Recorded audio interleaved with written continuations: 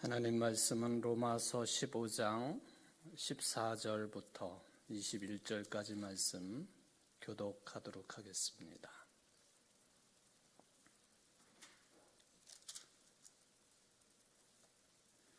로마서 15장 14절로 21절입니다. 내 형제들아, 너희가 스스로 선함이 가득하고 모든 지식이 차서 능히 서로 구원하는 자임을 나도 확신하노라.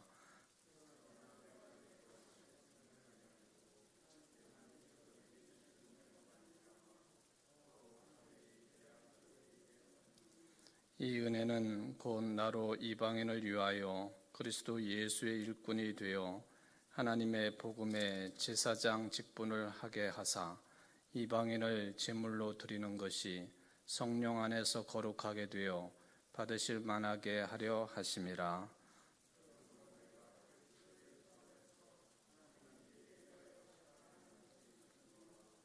그리스도께서 이방인들을 순종하게 하기 위하여 나를 통하여 역사하신 것 외에는 내가 감히 말하지 아니하노라. 그 일은 말과 행위로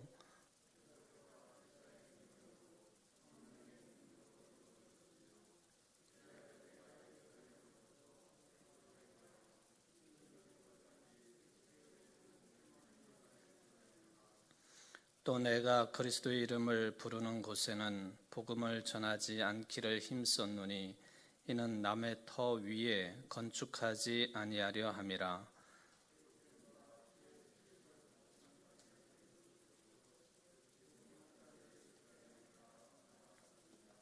아멘. 지난 시간에 그 사도행전 10장에 나타나고 있는 로마 군대의 백부장 고넬료와 베드로의 만남, 그리고 이 만남은 둘만의 사적인 만남이 아니고 고넬료 집안의 모든 식솔들이 이제 베드로를 만나는 결과가 되었고, 그래서 고넬료 집안 전체가 본격적으로 예수 그리스도의 복음 안에 거하게 되었다 하는 그 말씀을 중심으로 이제 말씀을 생각을 해 보았습니다. 그리고 이 고넬료는 당연히 로마 사람, 즉 로마의 시민권을 지니고 있었던 사람이기 때문에 당시에는 상당한 특권층에 속하는 인물이었고, 또 이 팔레스틴 지방에 파견이 되어서 군 복무를 하고 있지만은 로마에도 아마 자주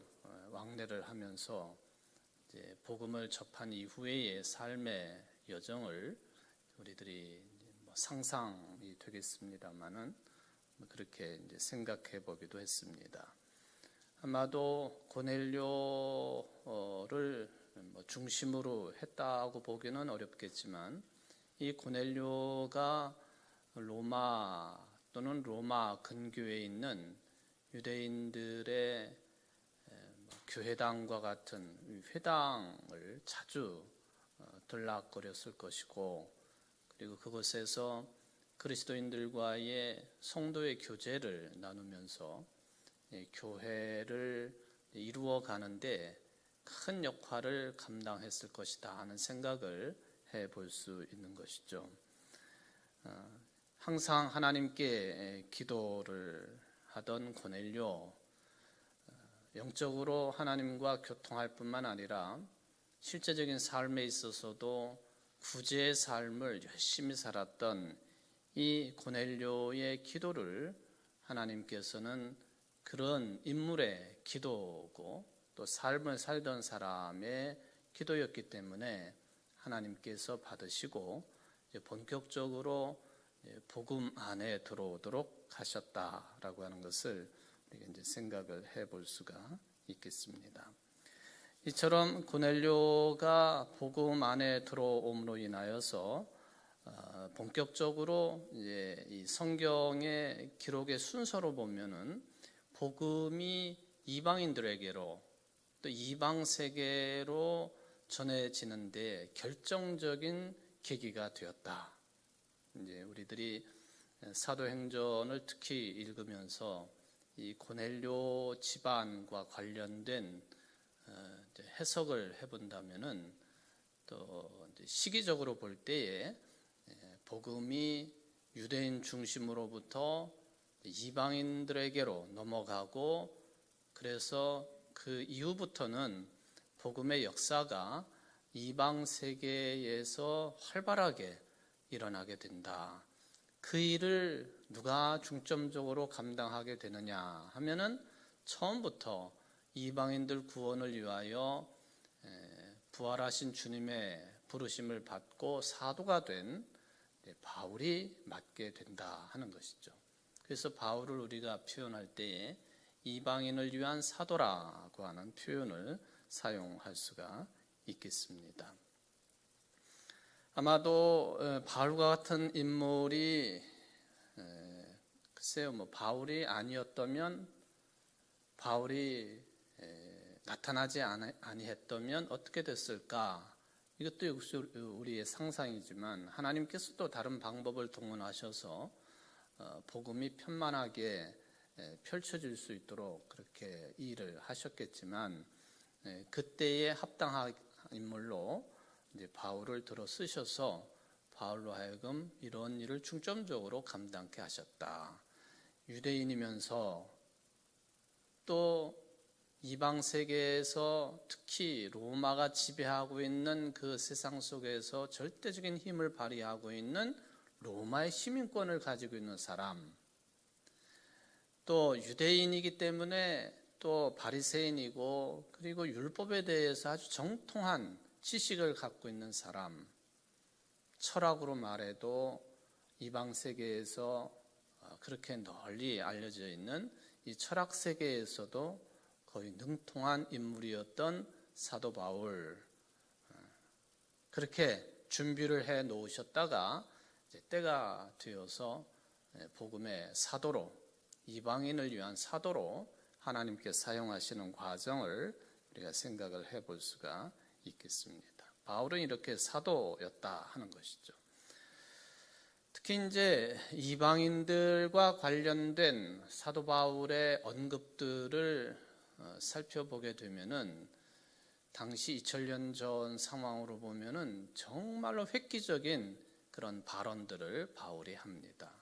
특히 이방인들에 대해서 어떻게 표현을 하느냐 하면은 이방인들이 성령으로 말미암아 거룩하게 되었다. 이런 표현까지 바울은 사용을 합니다. 이방인들이 성령의 역사로 거룩하게 되었다. 즉 이방인들이 성령의 역사로 구별된 자들이 되었다. 그런 이야기죠.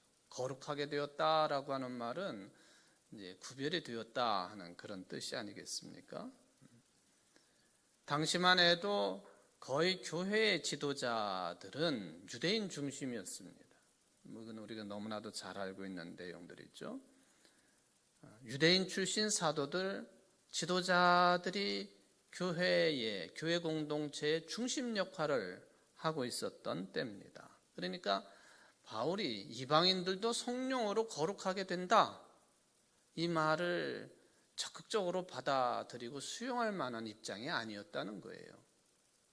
그런 세계를 잘 알지도 못했고 율법으로 시작된 이스라엘의 역사, 저들에게 복음이 전해져서 조금 편협하게 이야기를 하면 유대인들만 선택된 백성이고 따라서 복음에 의한 구원도 유대인들 중심으로 이루어진다고 하는 그 생각에 쩔어 있던 유대교 출신의 교회의 지도자들, 사도들, 바울의 이런 말은 탐탁하지 않은 내용들입니다. 받아들이기가 쉽지 않은 그런 내용들이죠. 유대인들이 이방 사람들, 헬라인이라 하고 주로 표현이 됩니다만 유대인과 헬라인, 그렇게 구별을 하지만 사실은 이 헬라 사람이라고 하는 표현은 유대인 이외의 모든 이방인들을 통칭하는 표현입니다. 유대인들 외에 뭐 어느 지역의 어느 나라 사람이건 간에 상관없이 유대인 아니면 모두 다가 헬라 사람이고 이방 사람들이에요. 이 이방 사람들에 대해서 유대인들은 어느 식으로까지 생각을 하고 있었느냐 하면은 저 사람들은 글쎄 쓸모가 있다고 한다면 불이 꺼지지 않고 늘 타오르고 있는 지옥불을 위한 불쏘시개 정도로나 쓰일 만한 존재들, 이게 유대인들이 이방인들을 바라보는 시각이었습니다. 그게 아주 신앙으로 아주 그냥 철저하게 몸에 배어 있고 생각에 마음에 배어 있는 이방인들에 대한 시각입니다. 저것들은 지옥불을 피워야 되는데 거기에 땔감, 불쏘시개 정도로나 필요한 존재들, 하나님께서 이방인들을 만드신 목적은 바로 그런 것에 있다.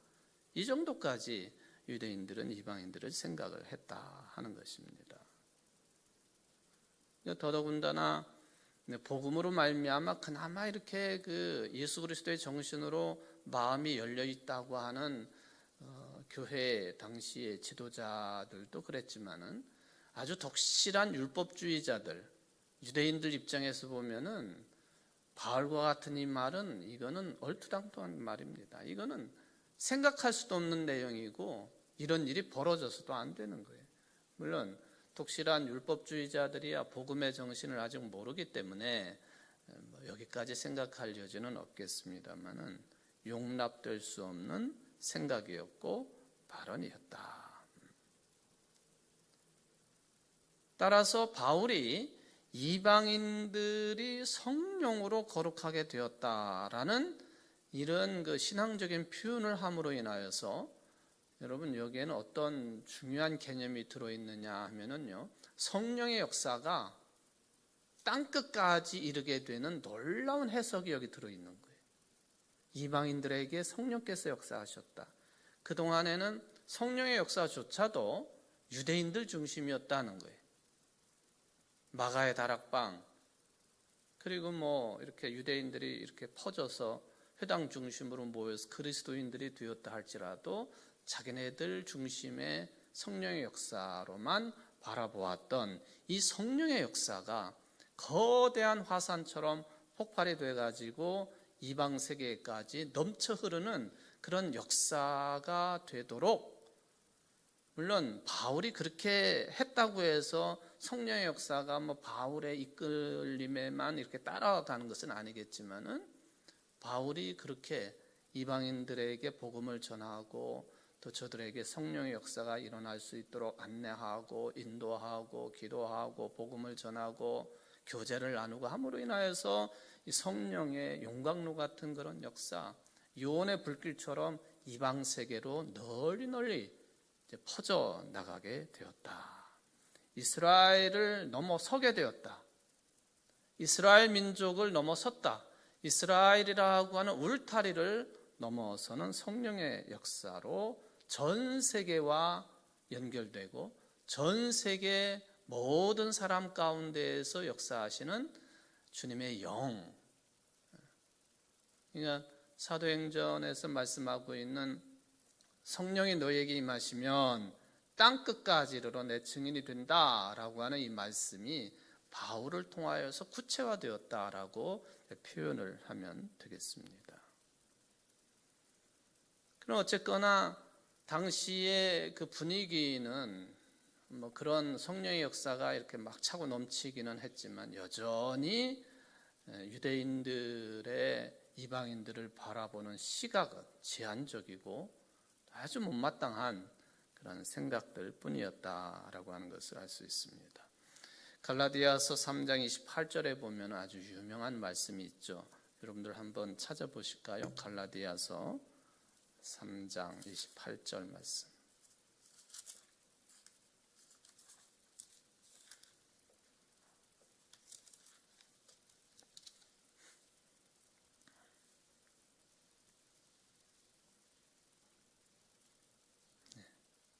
같이 읽어볼까요? 너희는 유대인이나 헬라인이나 종이나 자유인이나 남자나 여자나 다 그리스도 예수 안에서 하나이니라. 좀 전에 설명드린 것처럼 유대인이나 헬라인이나 이것을 좀 더 넓게 해석을 하면 유대인 아닌 다른 여타의 민족 이방인들이나 그런 뜻이죠. 그리고 종이나 자유인이나 남자나 여자나 지금도 이러저런 이유와 근거를 대면서 차별을 하는 그런 생각들이 우리를 지배하고 있지 않나요? 우리 믿는 사람이나 안 믿는 사람이나 남성 여성 마찬가지고요. 종이나 자유인이나 이것은 아직은 이제는 상당히 이게 완화가 됐다고 볼 수가 있겠지만은 종이나 자유인 개념은 아니라 할지라도 계급이 있는 사회, 계급이 뚜렷하게 있는 사회 많지 않습니까? 서구나 유럽 같은 이 선진국들은 계급은 없는데 저는 실제적으로 그들과 함께 삶을 공유하지 않았기 때문에 잘 모르지만은 그런 세계에 들어가셔서 살고 있는 우리 한국 사람들 이야기를 들어보면요, 철저하게 계급으로 분화가 된다는, 뚜렷하게 어떤 계급이다 이런 건 없는데 삶의 양식, 형태, 이런 가풍, 가문, 감히 어디 이렇게 범접하지 못하는 그런 분위기들이 그 속에는 자연스럽게 형성되어 있다 하는 그런 이야기죠. 또 미국의 대통령들을 생각을 해보면은 참 특이하게도 종교는 어떠해야 되고 또 그 혈통은 어디서 넘어온 혈통이어야 되고 이런 등등의 공식화된 조건들은 아니지만은 자연스럽게 그렇게 해석이 되어지는 부분들이 많다는 것이죠. 이런 혈통이나 또는 흐름을 가지고 있는 사람들은 서구 사회, 민주화된 그런 사회 속에서도 상당한 인정을 받고 그리고 상류계층처럼 그렇게 인식이 되어지는 사회. 21세기도 아직도 그렇단 말이죠. 2000년 전에 여기 유대인이나 이방 사람들, 그 외 이방 사람들, 또 종이나 자유인이나 그리고 남자나 여자나 바울의 신앙 고백이고 또 갈라디아 교회에 주신 복음의 말씀이에요. 그리고 이게 초대교회의 정신이었다, 그렇게 볼 수 있는 것이죠. 당시의 분위기로 봐서는 바울의 이러한 언급들은 쉽게 말하면은 돌에 맞아 죽을 만한 언급들입니다. 매우 혁명적인 발언들이라 그런 이야기. 있을 수 없는 이야기들을 바울이 복음의 내용으로 선포하고 다녔다 하는 것입니다. 파격적인 발언입니다. 여러분들이 잘 알고 있는 그 1세기경의 유대인 출신 역사가 가운데 요세푸스라고 하는 유명한 역사가가 있습니다. 이 사람이 이제 남겨놓은 그런 글에 보면은 서기 1세기경에 유대인들이 늘 아침마다 또 때마다 특히 남성들이 그랬다고 이제 전해지는데 늘 아침마다 눈만 뜨면 때마다 늘 되뇌이면서 드렸던 기도, 그 중에 감사의 기도가 있다고 하는 이야기 자주 들어보셨을 거예요. 남성들이 아침에 눈 뜨자마자 하나님 앞에 기도를 드리면서 감사합니다. 왜 감사해야 되느냐 하면은 나로 하여금 이방인으로 태어나지 않게 하셨음을 감사드립니다. 유대인인 것을 자긍심을 가지고 드리는 기도이죠. 나로 하여금 저 지옥의 불쏘시개 같은 이방인으로 태어나지 않게 하셨음을 감사드립니다. 두 번째, 노예로 태어나지 않았음을 감사드립니다. 세 번째, 여성으로 태어나지 않은 것을 감사드립니다. 이 세 가지가 역사가인 요세푸스에 남겨놓은 기록에 나와 있는 내용이에요. 유대인 남성들이 매일같이 하나님께 드리는 감사기도의 제목, 이방인으로 태어나지 않은 것, 노예로 태어나지 않은 것, 여성으로 태어나지 않은 것. 보세요. 사도 바울이 갈라디아서 3장 28절에서 언급한 내용들, 거기에 이방인, 헬라 사람이 이방이니까 그 다음에 종이나 자유인이나 노예 나오죠. 남자 여자 나오죠. 1세기경에 유대인들이 그런 것을 가지고 감사 기도를 하고 있는 그런 때에, 그런 상황 속에서 아닙니다. 헬라인이나 유대인이나 종이나 자유인이나 남성이나 여성이나 다 그리스도 안에서 하나입니다. 그렇게 선언한 거예요. 이것은 어떻게 말로 표현할 수 없을 정도로 극적이고 또 대단한 복음 정신, 또 용맹함을 가지고 이러한 내용이 복음이다라고 선언했다고 볼 수가 있겠습니다. 어떻게 보면 유대인들 눈으로 볼 때에는 바울은 역적 중에 역적이에요. 우리가 늘 감사드리는 그런 조건 하나하나씩을 뽑아가지고는 그거 다 하나고 그런 차별, 구별 있어서는 안 되는 것이라고 이제 선언을 해 놓았으니까 그렇죠. 모든 차별을 배격을 했다. 그게 복음 정신이다. 그런 것이죠. 그리고 그게 예수님의 뜻이다. 예수님의 뜻은 곧 하나님의 뜻이다. 성경의 정신이다. 특히나 그 중에서도 가장 예민했던 유대인과 이방인 사이의 차별을 바울은 용납하지 않았습니다. 종이나 자유인이라고 하는 계층 간의 차별도 바울은 용납하지 않았습니다. 남성, 여성이라고 하는 거의 운명적으로 받아들일 수밖에 없었던 이 구별에 의한 차별도 바울은 인정하지 않았다. 어떤 종류의 차별도 인정하지 않은 것으로 봐야 됩니다. 굳이 무슨 유대인과 이방인, 종이나 자유인, 남성, 여성 이 세 가지 종류만 들었다 해가지고 다른 것을 용납한 것처럼 해석하면 안 되는 것이죠.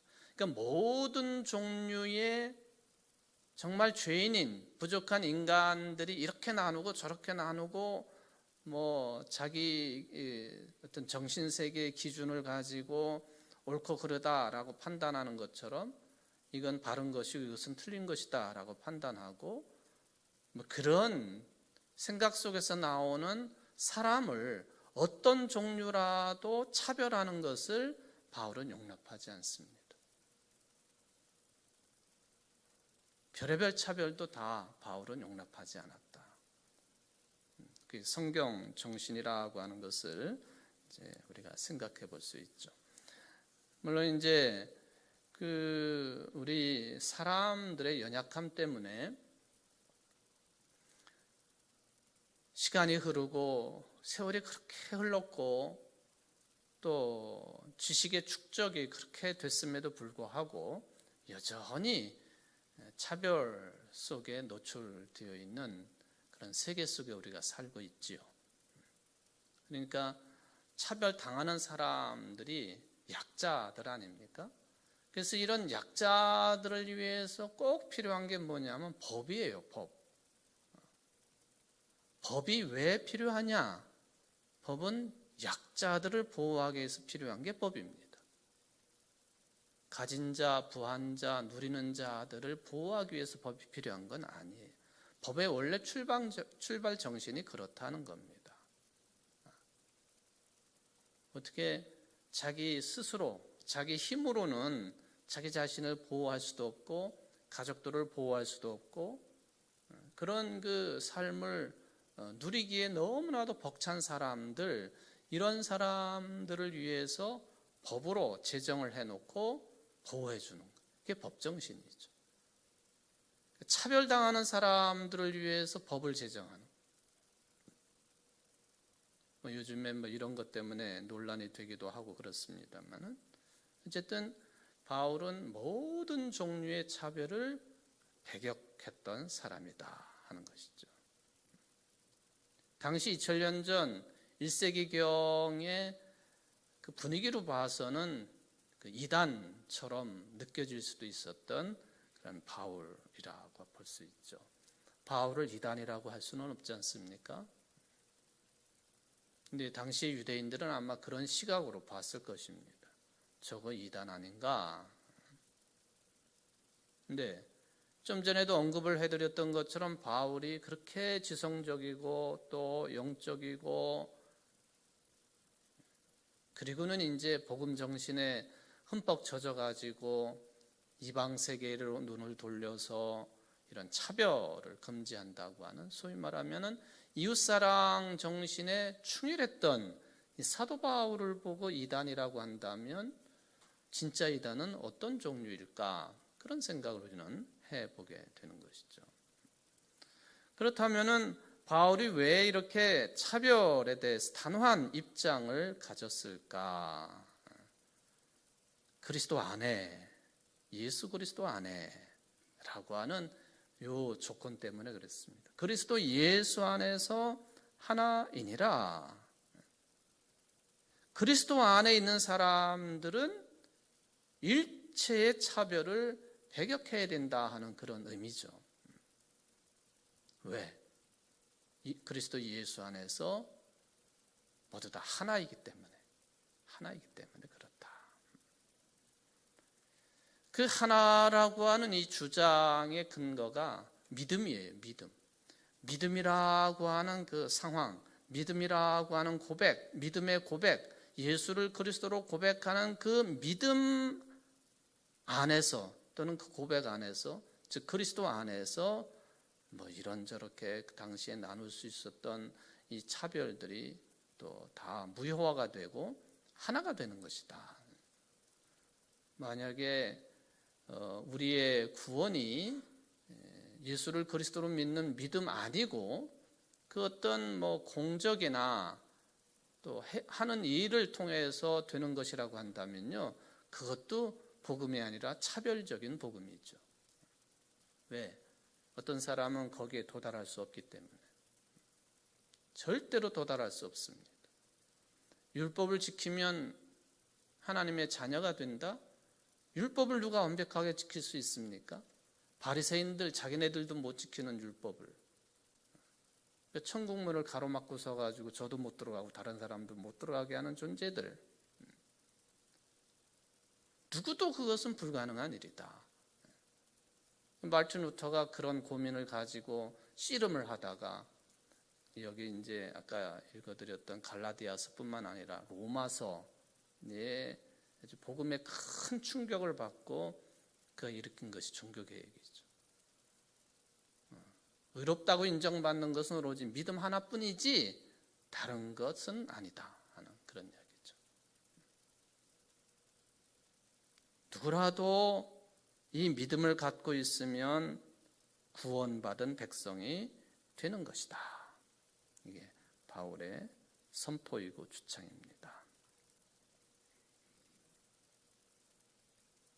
그리고 또 하나 이제 오늘 우리가 생각해 볼 수 있는 그런 내용이기도 하지만 갈라디아 3장 28절 아까 이제 읽어 보았습니다만 또 29절로 넘어가 보면요, 너희가 그리스도의 것이면 곧 아브라함의 자손이요 약속대로 유업을 이을 자니라. 예수 그리스도의 것이 되면은 다 하나가 되는 것이다 하는 그런 개념의 선포도 함께 해 주었습니다. 저도 그렇고 여러분들도 그렇고 나는 그리스도의 것이다. 그리스도의 그 어떤 인이 박힌 사람들, 스티그마 이렇게 꽉 그냥 인정이 된 사람들, 그리스도의 것으로 인정이 된 사람들은 온갖 차별을 배격해야 된다. 이런 결론을 우리가 생각해 볼 수 있겠고요. 만약에 나는 입으로는 생각으로는 나는 그리스도의 것이야 그리스도에 속한 자야, 그리스도 안에 있는 자야라고 생각은 하지만 실제적으로 뭐 말이나 행동이나 또 어느 때에는 마음에서 이 사람은 안 되고 저 사람도 안 되고 뭐 이 사람은 되고 저 사람은 되고 뭐 이런 식으로 차별적인 그런 행태들이 드러난다고 한다면 실제적으로 그런 사람들은 그리스도의 것이라고 말하기 어려운 것이죠. 여러분, 어쨌든 가장 기본적인 것은 우리는 말로나 생각으로나 행실로 차별해서는 안 된다 하는 것은 분명합니다. 차별해서는 안 된다. 그리스도 안에 있다고 한다면, 그러니까 우리가 그리스도 안에 있다라고 하는 그것이 거짓말이 되어서는 안 된다 하는 것이죠. 그 다음에 이제 세 번째로 우리가 크게 생각해 볼 수 있는 것은 사도 바울이 이제 사도인데 그의 하는 일이 뭐냐? 철저하게 하나님의 복음, 그리스도의 복음을 전하는 일이었다. 복음이라고 하는 유앙겔리온이라고 하는 이 복된 소식, 기쁜 소식이라고 하는 이 말 속에는 이미 좀 전에 언급을 해드렸던 유대인이나 이방인의 벽이 이미 그 안에서 다 허물어진 거예요. 남성, 여성도 다 허물어지고요. 종이나 자유인도 다 허물어집니다. 그래야만이 그것이 기쁜 소식이에요. 근데 우리가 복음을 전한다고 하면서 또 복음 안에 거한다고 하면서도 정말로 이 기쁜 소식 안에 우리가 거하는 것인지에 대한 질문은 항상 해야 되겠습니다. 우리 기독교가 전하는 복음은 누구에게나 기쁜 소식이어야 된다는 것이죠. 네, 우리 기독교적인 용어들이 자꾸만 엉뚱한 사람들이 자기네들 주장을 하기 위해서 독점을 하는 바람에 참 말하기가 좀 거리껴지는 그런 경우에, 이 기쁜 소식이라고 하는 이 용어도요, 복음이라고 하는 이 단어 자체가 풀어 헤치면 기쁜 소식이거든요. 복된 소식, 기쁜 소식, 구원의 복음이기 때문에. 근데 이 기쁜 소식을 저쪽 그 이단 구원파에서 자꾸 사용을 하니까 기쁜 소식이라고 하는 말을 사용하기가 조금 주저되는 경우도 있습니다. 남북한에도 마찬가지죠. 동무 그러면은 이게 얼마나 그 의미 있고 이쁜 말이에요. 근데 동무는 어디서 주로 사용을 해요? 저 북쪽에서 주로 사용을 한단 말이죠. 그러니까 동무라고 하는 말, 우리 어려서는 이 동무라는 말을 잘 사용했던 것 같은데 지금은 꺼려지는 그런 용어 중에 하나, 마찬가지예요. 우리 기독교적인 용어, 전문적인 용어들이 이런저런 이유 때문에 자꾸 사용하기에 주저되는 경우가 있다. 기쁜 소식, 복음. 이단들이 복음이라고 하는 말을 얼마나 잘 사용하게 해요? 기쁜 소식도 마찬가지고 구원도 마찬가지고요. 경계선을 무너뜨리고 역시 하나다. 그리스도 예수 안에서 하나다. 이게 복음이고 기쁜 소식입니다. 하나님의 자녀로 생명을 가지고 태어난 우리 모두 다는 경계가 없는 삶을 살아가는 사람들이죠. 그게 그래야지 마땅한 것이고요. 그런데 요즘에 그 교회들이 또 뭐 조금 더 좁히면 그리스도인들이 이 복음의 개방성을 자꾸만 문을 닫아 걸고 폐쇄적인 복음 정신으로 끌고 가는데 문제가 있습니다. 복음은 좀 전에 말씀드린 것처럼 누구에게나 열려져 있기 때문에 완전 개방성을 가지고 있어요. 자유함을 가지고 있는 거예요. 근데 복음을 자꾸만 이렇게 그 의미를 좁히고 또 가두어 버리고 폐쇄적인 성질로 자꾸 이렇게 떨어뜨려 버리는 그런 경향성이 특히 한국 교회 안에 많다라고 하는 것을 생각해 볼 수가 있겠습니다. 복음을 아주 값싼 복음을 만들어 버리거나 또 접하기 어려운 그런 복음으로 만들어 버리는 그런 모습들이죠. 안타까운 그런 내용들이 되겠습니다. 마치 유대인들이 사실은 이 율법의 정신 자체가 하나님의 뜻이 담겨 있는 것이라서 율법 정신을 가지고 그게 틀렸다라고 말해서는 안 되는 것 아닙니까? 왜냐하면 율법 정신의 큰 흐름이 하나님을 사랑하고 이웃을 내 몸처럼 사랑하는 거 아닙니까? 그리고 또 성경 66권의 전체를 꿰뚫고 있는 정신이기도 하고요. 하나님을 사랑하고 이웃을 내 몸처럼 사랑하는 것. 이게 율법 처음 출발할 때부터 그 정신의 흐름입니다. 10계명을 보십시오. 4계명까지 하나님을 사랑하는, 5계명부터 10계명까지 이웃을 어떻게 구체적으로 사랑하느냐, 그런 내용이에요. 그러니까 율법의 첫 출발이 10계명으로부터 된 것이기 때문에 율법 정신은 옳은 거예요. 단 예수님이 마태복음에서 늘 강조하시는 것처럼 바리새인들의 가르침을 그거를 거부하지 말라. 거부해야 될 것은 저들이 가르치는 대로 살지 않는 삶을 거부하는 것이죠. 그걸 비난하시고 비판하시는 것이죠.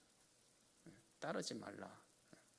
물론 이제 마태복음 자체가 유대 그리스도인들이 주로 읽도록 쓰여진 복음서라고 하는 특징이 있어서 그런 율법과의 접목을 많이 시도를 하고 있어서 그런 흐름을 가지고 있다 할지라도 율법의 기본 정신은 선한 것이다. 하나님의 뜻이고.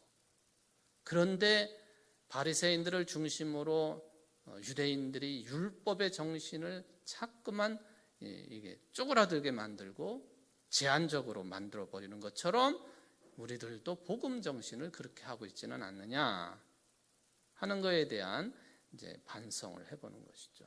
복음을 교리화시켜 버린 것도 그 흐름의 하나입니다. 이 우리의 삶과 생활과 상관없는 이제 머릿속에 하나의 교리로 만들어 버리는, 굳어져 버리게 한 것, 이 복음을 축소시킨 것이죠.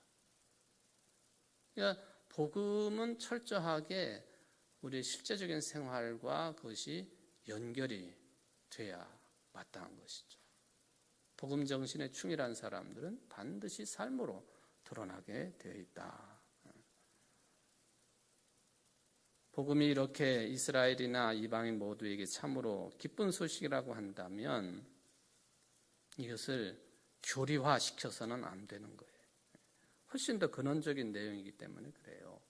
신앙과 삶의 일치를 이루어야 되고 또 더 나아가서는 우리 신앙의 세속화, 교회 세속화도 마찬가지고요. 삶의 세속화, 이것을 철저하게 막아 세워야 된다라고 하는 생각도 해볼 수가 있겠습니다. 우리는 절대로 복음을 죽이는 그런 일에는 동참해서는 아니 되겠습니다. 바로 이 사도 바울의 역할, 절대적으로 필요한, 그리고 그가 수행해야 될 역할 중에 하나는 복음을 전하는 일이었다는 것이죠. 근데 그게 이방인들 중심으로 이루어졌고 그걸 통하여서 그 세계가 아주 견고하게 세워놓았던 벽들이 무너지기 시작을 했다. 차별이 없어지기 시작을 했다. 혁명적인 내용이었다 하는 것이죠. 2000년이 지난 지금 우리도 어쩌면은 이런 유혹에 시달리기도 하겠습니다만은 사도 바울의 정신을 우리가 본받고 어떤 경우에도 복음이 기쁜 소식으로서 모든 사람들에게 포용적이고 열려져 있는 복음이 되도록 하는 데에 여러분들의 말과 생각뿐만 아니라 이 신앙과 삶의 일치를 통해서 살아있는 복음을 드러내야만이 그게 가능한 일이다 라는 것을 할 수가 있겠습니다. 그런 삶을 줄기차게 살아가시는 여러분들 되시기를 바랍니다. 기도하십시다. 은총의 하나님, 감사를 드립니다. 사도 바울이 2000년 전에 지금도 어려운 일이지만은 복음 정신을 선포하면서 모든 종류의 온갖 차별을 이제 다 무너뜨리는, 참으로 모든 인생들에게 기쁜 소식이 되는 복음을 전하는 사도로서의 역할을 충실하게 감당을 했습니다. 그러다 결국에는 순교까지 당하고 말았습니다마는 그가 죽고 없기는 하지만 그가 남겨놓은 복음 정신들은 이처럼 문자화가 되어서 우리 한글로도 성경 말씀을 읽게 되어 있고, 또 어느 나라 말이라도 다 복음으로 받아들일 수 있는 놀라운 성령의 역사로 드러난 것을 저희들이 믿습니다.